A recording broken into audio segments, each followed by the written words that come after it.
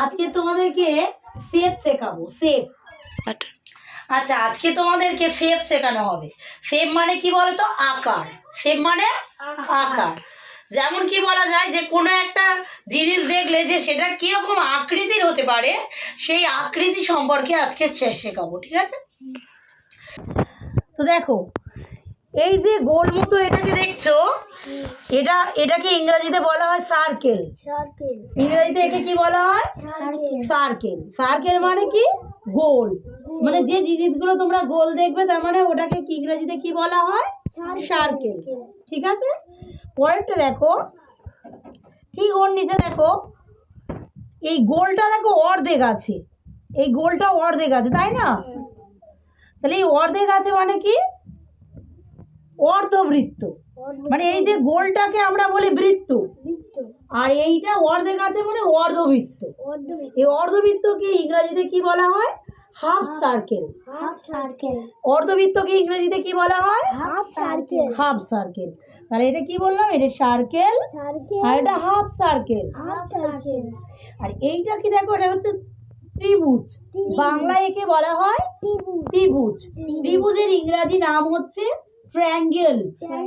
ত্রিভুজের ইংরেজি নাম কি? ট্রায়াঙ্গেল। ট্রায়াঙ্গেল মানে ত্রিভুজ।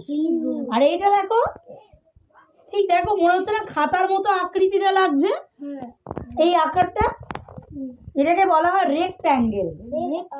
মানে আয়তক্ষেত্র। আর রেক্ট্যাঙ্গেল মানে কি? আয়তক্ষেত্র।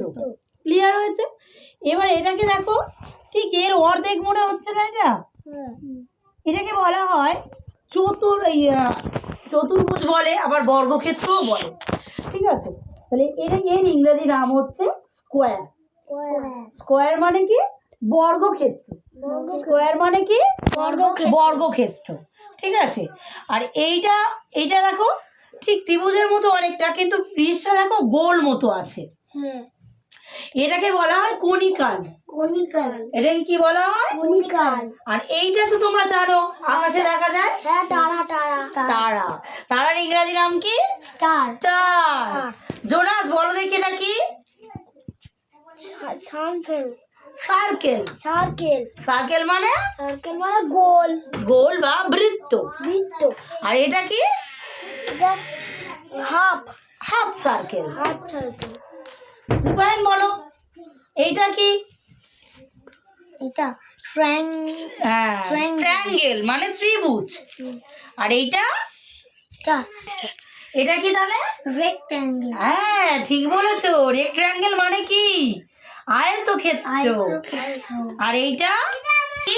স্কোয়ার। বাহ, ঠিক বলছো তো। স্কোয়ার মানে কি? বর্গক্ষেত্র।